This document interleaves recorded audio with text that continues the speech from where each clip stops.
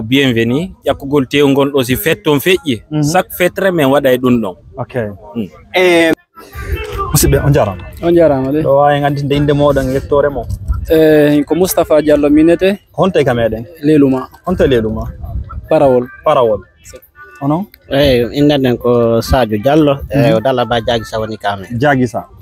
haray min ko no bari woni ko wi'etemi ko farana mi jeeya ko wi'e nokkure wi'ete nden Marela. Okay, haray ɗo wawi andinde ko honto wonɗen ɗo fi wonɓe darde ɓen. Ko lodi wonɗen e provincia Lodi e regione Lambordia. Okay, ɗo wawi andinde fiɓe andaɓe ga haray ko saare honde ɓuuri ɓaɗa ɗo hara ɓurde nantude inde andade Milan ɓuri ɓatade Milan sim. Okay, haray ko honɗum woni sombo ko fottindini en ɗo kon hande Milan ɗo on. Okay, haray ko woni sombo ko fottindini en ɗo hande haray ko juldeje ɗe min organise ɗo men wonɓe e nder provincia di Lodi ɗo min organise ko min fija quoi min waɗi ɗo groupe ƴakkentew groupe ƴakkentew groupe ko noon indete quoi o ko ƴakkentew nani kala faalaɗo tew woɗo warde ga nani groupe ƴakkentew teddugal e moɗon. Aray juldeje ɗen fof si julama min organise min fotta ɗo min ara min fija quoi tigi min andira min yewta min ƴakka tew ko ɗum haray fof ko ɗum woni golle groupe on ƴakkontew voilà ko ɗum. Okay, haray groupe on ko onon ɓe wonɓe ɗo kono woni hooreɓe mojobere pottal fi ƴakkentew on. Ko menen woni ko organiser e créer yo groupe ɗo an ko woni rôle ma on nder ton. Min ko mi woni trésorier on ko min jogoto ko tawata ko woni kon fof ko kalisi on ko mi woni ƴakkentew trésorier on kala faalaɓe ƴakkontew trésorier maɓɓe on onon min haray ko mi représentant fi ma fi ko communication quoi communication ƴakkentew kala faalaɓe ƴakkude tew ko ɓeɗo duwa windande nani haray ko Sadio Diallo wi ɗon ka Sadio Diallo ɗaɓɓito toon dala ba Jagisa ƴakkentew windaneɓe kala faala ƴakkude tew onon haray mi tañiɗo kono woni président o no haray ko mi woni vice président o ilam wolde ɗo kono ko e hoore konngol président o kadi président mo yeeɗa ɓoygol tew wongo go kadi ne no himo organise de fi mum kay fi ɓeytugol fi yo yono ne haray ɗo min jokki fi ɗum. Okay, haray ko honno heɓirɗon o idée ɗo ki hakkillo fi o groupe mon pottal ƴakkentew ɗo ko honno fuɗɗori ko honno woni objectif ji mon ɗi ko honto fewndi ɗon ko honto sutti ɗon. Okay, haray ko hunde nde min fuɗɗi ɓa menen ɗo neɓali men fof ko min fotti ɗo neɓali kono ɓa min yii tawi ɗo men ɗuɗde ɗo tum min wi joni yo min waɗu initiative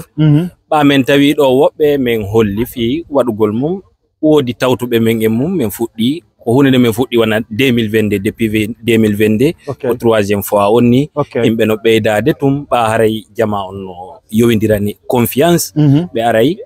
buy participay no woodi wonɓe iwde wona Milan Voghera e Bologna buy ari ɗo ko sabu waɗugol confiance e amen on e communication on fi tokkere en ɗan on. Bisimilla groupe mo ƴakkentew on damal ngal no udditani ki kala fi faalaɗo ƴakkude tew kala man faalaɗo ƴakkude tew si heɓi tan si feere makko nden no permetti mo fino arda haray ko bienvenue ƴakkugol teewgol ɗo si fetton feƴƴi chaque fetre men waɗa e ɗum ɗon. Okay. Haray si feƴƴi ɗon ko honɗum woni objectif ji mon ɗin fi haray duuɓi aray ɗiɗi haray ɗo men si feƴƴi ƴakkugol teewgol no haray ɗo men prévoit piiji buy kay par ce que ɗo men formi kay fi affaire association fi tokkere en ɗam ɓa meɗen ɗo hande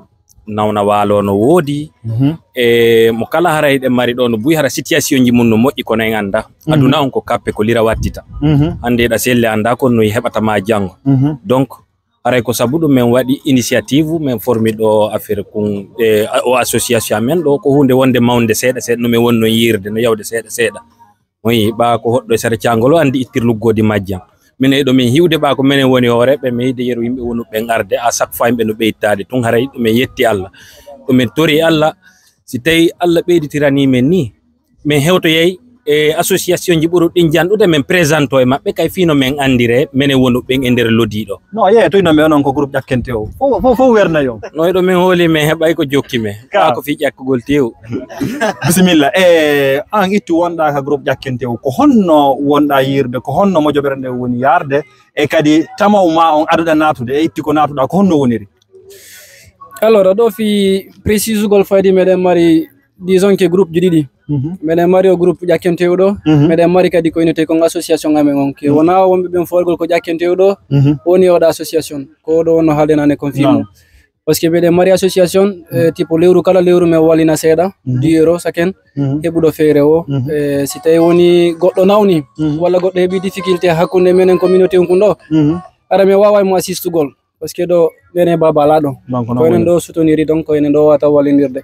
si tawi noon jamanu no wallini mbuuɗi no wawi wallugol goɗɗo no ɓuuri ko min to minata mi ƴetta 50 euro 100 euro 500 euro mi arrange goɗɗo wata gasude donc non woni meɗen mari on association donc fi ñande go